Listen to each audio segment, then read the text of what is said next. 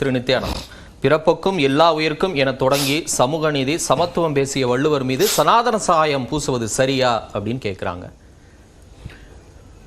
அனைவருக்கும் வணக்கம். பொங்கல், மாட்டுப்பொங்கல், காணும் பொங்கல், திருவள்ளுவர் திருநாள் வாழ்த்துக்கள். அரசாணை இருக்கிறது, அரசினுடைய அங்கீகரிக்கப்பட்ட படம் இருக்கிறது. நாம் தேர்ந்தெடுத்த அரசு திராவிட முன்னேற்ற கழகம் அங்கீகரிக்கவில்லை. அந்த படத்தை காமராஜ் காலத்தில் உருவானது. அது திமுக அந்த முழுசுமையையும் ஏற்றுக்கொள்ள முடியாது. பழித்தால் கூட திமுகவுக்கு மட்டும் அது சேராது. காமராஜர் காலத்திலே ஏற்பட்டது தான். அதனால் இப்போ நான் இந்த விஷயத்தில் பேசும்போது திருவள்ளுவருக்கு காவி உடையா வெள்ளை உடையா என்று பேசுவது எந்த அளவிற்கு அறிவுபூர்வமானதாக இருக்கும், அறிவியல் பூர்வமானதாக இருக்கும் என்பதை நாம் சிந்தித்து பார்க்க வேண்டும். வள்ளுவனை நாம் எதை வைத்து அடையாளம் காண்கிறோம்? ஆடை வைத்தா? இப்பொழுது ஆடை வைத்து தான் வள்ளுவரே அடையாளம் காணப்படுகிறார். யார் அப்படி பண்ணது? காவி உடுத்த உடனே அத்தனை பேருக்கும் அதிர்ச்சி தருகிறதா? ஏன் இல்லை, ஒரு லாஜிக்காக ஒரு கொஸ்டின் கேட்குறாங்கல்ல. அரசமைப்பு சட்டப்படி துணை ஜனாதிபதி ஜாகிர் ஹுசைன் அப்போ பக்தவச்சல முதலமைச்சராக இருந்தார் 1964.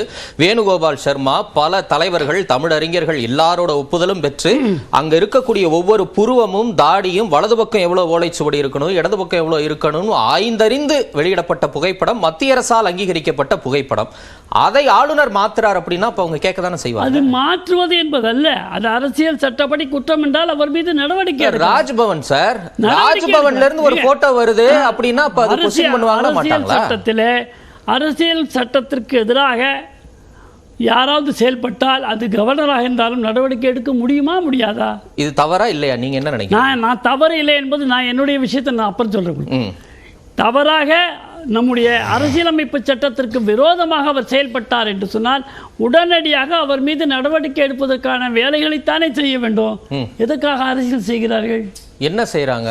காவி உடுத்தியதை இவ்வளவு பெரிதாக்கி இன்றைக்கு திருவள்ளுவர் தினத்தன்று இந்த விவாதம் வருகின்ற அளவிற்கு இதை பெரிசாக்கி இருக்கிறார்கள். சரி, எதுக்கு காவி உடுன? இயல்பா இருக்கக்கூடிய வெள்ளை உடை தரித்த புகைப்படத்தை வெளியிட்டிருக்கலாம்ல. என்னுடைய கடவுள், என்னுடைய முனிவர், என்னுடைய வழிகாட்டி, நான் வணங்குபவன் எந்த ஆடையிலே இருக்க வேண்டும், எப்படி அவனை அழகு பார்க்க வேண்டும் என்பது நான் தீர்மானிக்க வேண்டியது இல்ல. அந்த தீர்மானத்துல உள்நோக்கம் இருக்குங்கிறதா அவங்களுடைய சந்தேகம். சனாதனத்தின் அடிப்படை, அப்புறம் காவி உடை தரித்து இந்துத்துவத்தின் கூறுகள் அப்படின்னு சொல்லி அவரை சிறுமைப்படுத்த பார்க்கிறாங்க அப்படிங்கறத அவங்க சொல்லக்கூடிய குற்றச்சாட்டு. உங்களுடைய உள்ள தூய்மையோடு சிந்தித்து பாருங்கள். உள்நோக்கம் எங்கே இருந்திருக்கிறது என்று சொன்னால் 59க்கு முன்னால் வள்ளுவருடைய படத்தை நாம் பார்க்கவில்லையா? எப்படி இருந்தார்? யார் எழுதினாங்க? அதை RSS-ஆ? 25 வள்ளுவருக்கு அந்த மாதிரியான படம் வந்ததா?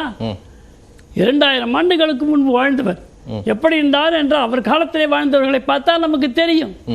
அந்த அளவிலே அவரை ஒரு முனிவராக பார்த்தார்கள், கடவுளாகவே சில பேர் பார்த்தார்கள். அது அங்கீகரிக்கப்பட்ட புகைப்படம் இல்ல நித்யானந்தம். நீங்க ஒரு மாதிரி வரைஞ்சுக்கலாம். இல்ல, நான் கேக்குறேன்.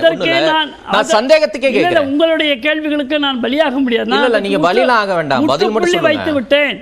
அது அங்கீகரிக்கப்பட்ட புகைப்படம். அதை மீறி செயல்பட்டால் அரசியலமைப்பு சட்டத்திற்கு விரோதமானது என்று சொன்னால் சட்டம் இருக்கிறது, இங்கே நாடு இருக்கிறது, இது கவர்னருக்கு மேலே ஜனாதிபதி இருக்கின்றார்கள். அந்த நடவடிக்கையிலே தான் நீங்கள் அரசு நடவடிக்கை எடுக்க வேண்டுமே தவிர இப்படி பிரச்சாரம் செய்து கொண்டு அலைவதல்ல. சரி, நீங்க அந்த இடத்துல நீங்க அட்மிட் ஆகிக்கிறீங்க. இல்ல, என்னோட டவுட் என்னன்னா என்றெல்லாம் குறிப்பிடுவது அல்ல. சரி, நான் அதை சுட்டி காட்டிட்டேன். இல்ல, உண்மை இருக்குமானால், உங்களிடத்துல உண்மை இருக்குமானால் ஏன் திரும்ப சனாதனம்னு சொல்றாங்க? ஏன் வள்ளுவரை வந்து அந்த இடத்துக்குள்ள கொண்டு வராங்க? தவறு இருக்கிறது. இல்ல, அவர் சனாதனத்தை பேசவே இல்ல. பிறப்புக்கும் எல்லா உயிருக்கும் சொன்னாங்க. இப்ப யார் அதை மறுத்தார்கள்? சனாதனத்துல பிறப்புக்கும் எல்லா உயிருக்கும் தான். எப்ப வந்தது ஜாதி? சதுர்வர்ண மயா சிஸ்டம்ங்கிறது. ஆமாம், எதனால சதுர்வர்ண மயா சிஸ்டம்? எதனால? அதுக்கு அடுத்த வரி என்ன சொல்லுங்க? குண கர்ம விபாசகன்னு சொன்னா. ஆமா, தன்னுடைய தொழில் சம்பந்தப்பட்டு ஒருவன் வேலை செய்கிறான் சொன்னால் நீங்கள் நெறியாளர், நான் கருத்தாளர். இதுதான் அதுக்கு பேர் ஜாதியா? இல்ல, அதுதான் அவங்க ரெண்டு விஷயத்தை சொல்றாங்க. ஒண்ணு இல்ல, அவங்க ஆயிரம் பேசுவாங்க. சார் இருங்க சார், நான் உங்கள்ட்ட விளக்கம் தான் சார் கேட்கிறேன். ஏன் நீங்க கோவப்படுறீங்க? எமோஷனல் ஆக வேண்டாம், நம்ம உரையாடுவோம். நான் எமோஷன் நிறைய விஷயங்கள் பிறப்புக்கும் எல்லா உயிருக்கும் சிறப்போவா செய்தொழில் வேற்றுமையான் அப்படின்னு வள்ளுவர் சொல்றது. இந்த பக்கம் 4 வருணங்களையும் நானே படைத்தேன்னு சொல்லுவதும் பிறப்பால் எல்லாரும் சமம்னு சொல்லுவதும் எப்படி ஒன்னாகும்னு கேட்கிறாங்க. நம்பர் 1. ஒரு நிமிஷம் நான் முடிச்சிடறேன். ஒரு நிமிஷம் விடுங்க, இருங்க முடிச்சிடறேன். 2வது, கடமையை செய் பலனை எதிர்பாராதே அப்படின்னு கீதையின் சாரம் சொல்லுது. ஆனா தெய்வத்தான் ஆகாதெனினும் முயற்சிதன் மெய்வருத்த கூலி தரும் அப்படின்னு வள்ளுவர் சொல்றாரு. இது எப்படி 2 ஒன்னாகும்னு அவங்க ரொம்ப நாளா கேட்கறாங்கல்ல, நீங்க எப்படி அதை டிஃபரன்ஷியேட் பண்றீங்க? மிக சிறப்பு. இந்த 2 குறளை நான் இருக்கிறேன். இந்த 2 குறளுக்கு நான் விளக்கம் கொடுக்குறேன். சொல்லுங்க. இல்லைன்னு நான் சொல்ல. நம்முடைய நஞ்சிலா இருக்கிறார், தமிழறிஞர். எனக்கு அவரை தமிழுக்காக அவரை பிடிக்கும். அவர் அரசியல் எனக்கு பிடிக்காது, அது வேற. ஆனால் இந்த 4 வர்ணங்கள் என்பது ஜாதிகள் என்று இருக்குமானால் இன்றைக்கு 4000 ஜாதிகள் இருக்கிறது. கிருஷ்ணனா படைத்தார். நான் கேட்குறேன், வர்ணங்கள் ஜாதிகள் எல்லாம் ஒன்று எப்படி 4 குட்டி போட்டா? அதனால புரிதல் இல்லாமல் பேசுவது.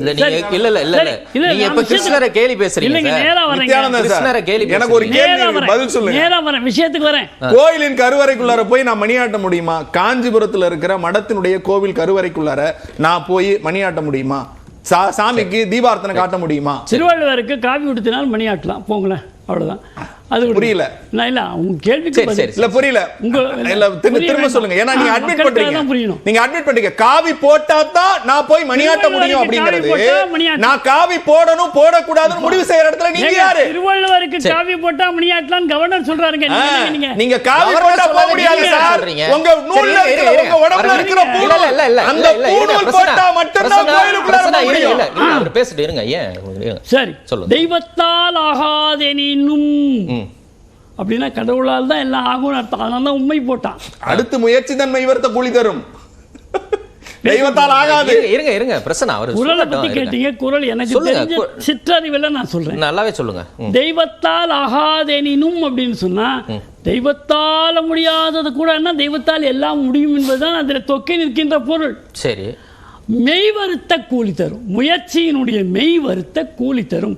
கூலி என்பதற்கான பொருள் என்ன, லாபம் என்பதற்கான பொருள் என்ன, இந்த 2ஐயும் பிரித்து பாருங்க. சரி. ஒருவன் மெய் வருத்திய காரணத்தினால அந்த மெய் வருத்தத்துக்கு ஏற்ற கூலி கிடைக்கும். ஆனால் தெய்வம் நினைத்தால் உன்னுடைய கர்ம வினைப்படி உனக்கு எங்கே வேண்டுமானாலும் இடம் கிடைக்கும், எவ்வளவு வேண்டுமானாலும் கிடைக்கும். இதை கூட புரிந்து கொள்ள முடியலையா நமக்கு?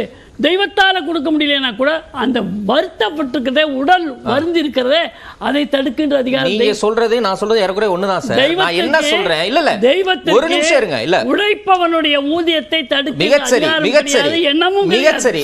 எங்க அவங்க டிஃபரன்ஷியேட் பண்றாங்கன்னா கடமையை செய் பலனை எதிர்பாராதேங்கிறதும் மெய் வருத்த கூலி தரும்ங்கிறதும் எப்படி ஒண்ணாகும்? இது ரெண்டும் எப்படி சமாதானமாகும் கேக்குறாங்க. மெய் வருந்து இருக்கிறது, அதற்கான கூலி கிடைக்கும். அதைத்தான் வள்ளுவர் தெளிவா சொல்லிட்டார். இந்த பக்கம் கடமை செய் பலனை எதிர்பாராதேங்கிறதுக்கு இல்ல. நீங்க இன்றைக்கு முதலமைச்சர் கொடுத்தக்கூடிய இந்த 2 குறளை பத்தி தான் சார் நான் சனாதனம் ஆளுநர் சொன்னதை பத்தி பேசுறேன் சார். நீங்க என்ன நீங்க இதெல்லாம் பேசுவீங்கன்னு உங்கள்கிட்ட நம்பிக்கையோட கேட்கிறேன். அது ஒரு பெருங்கடலுங்க. ரைட். அதை பற்றி நாம் இன்றைக்கு முழுவதுமாக பேசிக் கொண்டிருக்கோம். நான் சுருக்கமா சொல்லிடுறேன். மகிழ்ச்சி. ராமகிருஷ்ண பரமஹம்சர் வெள்ளாடை உடுத்திருந்தாரா இல்லையா? விவேகானந்தர் காவி உடுத்திருந்தாரா இல்லையா? அவருடைய சிஷ்யர் காவி உடுத்தினாரா இல்லையா? ஆமா. சமணத்துறவிகள், ஜெயினத்துறவிகள் வெள்ளாடை உடுத்தியிருந்தார்கள். கிறிஸ்துவ பெரியோர்கள், தந்தைகள் வெள்ளாடை உடுக்கிறார்கள். நம்முடைய போப்பாண்டவர் வெள்ளாடை உடுக்கிறார். சீக்கிய குருமார்கள் வெள்ளாடை உடுக்கிறார்கள். கடற்படை வீரர்கள் வெள்ளாடை உடுக்கிறார்கள். மாதா அமிர்தானந்தமயி வெள்ளாடை உடுத்திருக்கிறார்கள். இதுல என்ன பிரச்சனை? யாருக்கும் பிரச்சனை இல்ல. வள்ளுவருக்கு காவி உடைய போட்டீங்கங்கறது பிரச்சனை.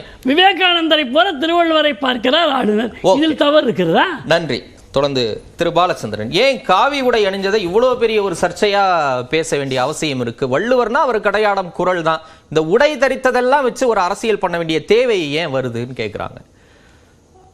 ஏன் வருதுன்னா அவங்க உடையை மட்டும் மாத்தல, அது தவிர அவர் சனாதனத்துடைய மகாகுரு அப்படின்னு சொல்றாங்க. இப்ப சனாதனத்தை பத்தி திரு நித்யானந்தம் சொன்னார், அது மாபெரும் கடல்னு. அது நிஜம்தான். சனாதனம் பல நல்ல கருத்துக்களை சொல்லியிருக்கு. மாதா பிதா குரு தெய்வம் அப்படின்னு சொல்லியிருக்கு. விருந்தினர்கள் தெய்வத்திற்கு ஒப்பானவர்கள் அப்படின்னு சொல்லியிருக்கு. உலகம் ஒரே குடும்பம் அப்படின்னு சொல்லியிருக்கு. இதெல்லாம் சனாதனம் சொன்ன நல்ல கருத்துக்கள். ஆனா இதையே மற்ற எல்லா மதங்களையும் சொல்லியிருக்காங்க. சனாதனம் மட்டும் சொல்லல, எல்லா மதங்களையும் சொல்லியிருக்காங்க. மற்ற எல்லா மதமும் சொல்லாத ஒரு விஷயத்த சனாதனம் சொல்லுச்சு. அதாவது பிறப்பால எல்லாரும் சமம் கிடையாதுன்னு. திரு நித்யானந்தம் சொன்னாரு, அந்நியாரம் 4 வருடம் இருந்து 4000 ஜாதி இருக்கு, கிருஷ்ணனா படிச்சாருன்னு கேட்டாரு. பகவத்கீதையில ரொம்ப தெளிவா சொல்லியிருக்கு, யார் எந்த தொழிலுக்கு வல்லவர்கள் என்று பார்த்து அவர்களை அவ்வாறு படைத்தேன் அப்படின்னு கிருஷ்ணன் சொன்னதா பகவத்கீதை சொல்லுது. அப்ப என்ன அர்த்தம்? பிறக்கிறதுக்கு முன்னாடியே ஒருத்தன் ஒரு குறிப்பிட்ட குடும்பத்தை சேர்ந்தவனா தான் இருக்க முடியும் அப்படின்னு கடவுள் தீர்மானிச்சிட்டாரு அப்படின்னு சொல்லி பகவத்கீதை சொல்லுது. என்னுடைய கேள்வி எல்லாம், சனாதனம் வர்ணாசிர தர்மத்தை ஆதரிக்கிறதா, ஏற்றுக்கொள்கிறதா இல்லையா? இதுக்கு நம்ம பெரிய லெக்சர்லாம் கொடுக்க முடியாது. எஸ் ஆர் நோ அப்படிங்கிறதான் பதில். அதுக்கப்புறம் விளக்கம் கொடுக்கலாம். ஆனா முதல்ல எஸ் ஆர் நோ சொல்லணும்.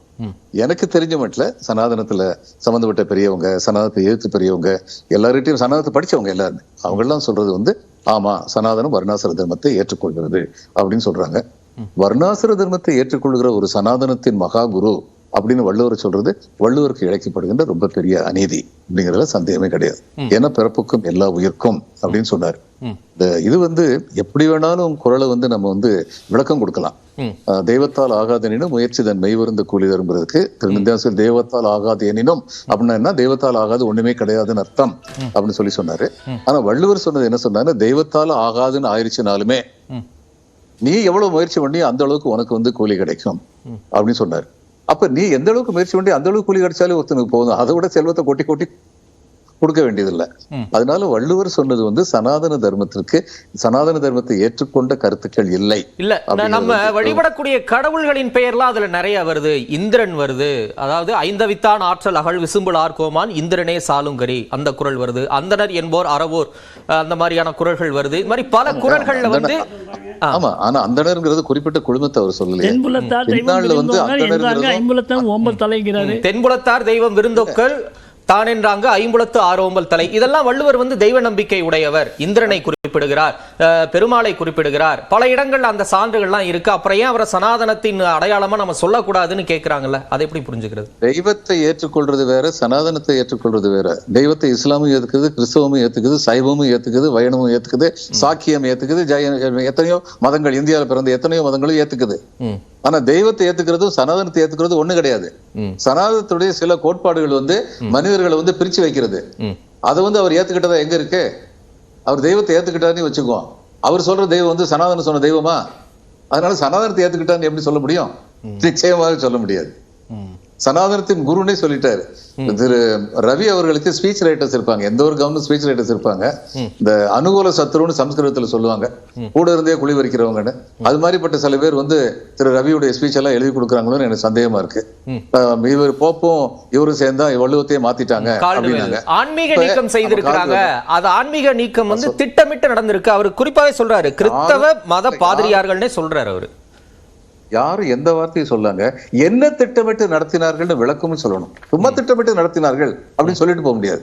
கொஞ்ச நாளைக்கு முன்னாடி கவர்னர் சொன்னாரு, தமிழ்நாட்டில் உள்ள கல்வி நிலையங்கள்ல ஃபர்ஸ்ட் 100ல ஒண்ணு கூட இல்லைன்னு சொன்னாரு. அடுத்த நாளே வந்து உயர்கல்வித்துறை அமைச்சர் சொன்னாரு, ஏன் பிரசிடென்சி காலேஜும் லோயலா காலேஜும் உங்க கண்ணுக்கு தெரியலையா? இந்த ஐஐடி சென்னை வந்து வரிசையா வருஷம் நம்பர் 1 இருக்கு. மேலாண்மை சொல்லித்தர அரசு கல்லூரிகள் மற்றும் தனியார் கல்லூரிகள் எத்தனை கல்லூரிகள் முதல் 100க்குள்ள இருக்குன்னு சொன்னதுக்கு இவரு பதில் சொல்லி இருக்கணும்ல, பதில் சொல்லல. ஏதாவது ஒண்ணு சொல்லிட்டு போயிட்டே இருப்பாரு. இன்னைக்கு இந்த விவாதம் நடக்குது, நம்ம விவாதத்தை விடுங்க. வெளியில வந்து இவர் சொல்லியிருக்காரு, ஸ்டாலின் சொல்லியிருக்காரு, அல்லது வெளியில மற்றவங்கள சொல்றாங்கல்ல, இப்படி சொன்ன ரவி வந்து அதுக்கும் பதில் சொல்லணுமே. ஆளுநர் பதில் சொல்ல மாட்டாரு.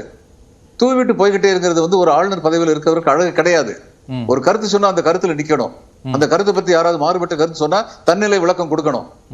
தமிழ்நாட்டை தமிழகம்னாரு, எந்த இதுல சொன்னாரு? இப்ப இவங்க சொல்றா பாரதின்னு சொல்லிட்டு காலுக்கு பேர் வச்சாரு. அவர் என்ன சொன்னாரு? செந்தமிழ் நாடனும் போதினிலே இன்ப தேன் வந்து பாயுது காதலி தானே சொன்னாரு. தமிழுக்கு ஒரு நல்லுலகம் தானே தொல்காப்பியத்திலே சொன்னாங்க. தமிழ்நாடு தமிழகம் அப்படின்னு சொன்னாங்களா? தமிழ்நாடுங்கிறது அதுக்கப்புறம் வழக்கமா வந்தது. இலக்கியங்கள்ல கூறப்பட்டிருக்கு தமிழ்நாடுங்கிற பேரு. தமிழ்நாடுங்கிறது வந்து சட்டமன்றத்துல தீர்மானம் நிறைவேற்றப்பட்டு ஒன்றிய அரசால் அங்கீகரிக்கப்பட்ட பெயர். அந்த பெயரை தமிழன் மாத்துறதுக்கு இவருக்கு யார் உரிமை கொடுத்தாங்க? இது மாதிரி நிறைய பண்றாரு. இது எல்லாமே தவறு. உடனே கேஸ் போட சொல்லுவாங்களா? கேஸ் போடுறது எதுக்கு போடணும்? மக்களுக்கே தெரியுதே, எனக்கும் உங்களுக்கும் தெரியுதே. ஆளுநர் வந்து தன்னுடைய ஆளுநர் என்பது மிக கண்ணியமான பதவி. அந்த பதவியின் கண்ணியத்தை காக்க வேண்டிய பொறுப்பு திரு ரவி அவர்களுக்கு இருக்கிறது. அந்த பொறுப்பை காக்கிறாரா இல்லையா அப்படி பார்க்கும்போது இந்த மாதிரி வார்த்தை பிரயோகங்களை பார்க்கும்போது வருத்தம் ஏற்படுது. இருக்கக்கூடாது இது, அவ்வளவுதான். தொடர்ந்து பேசலாம். திரு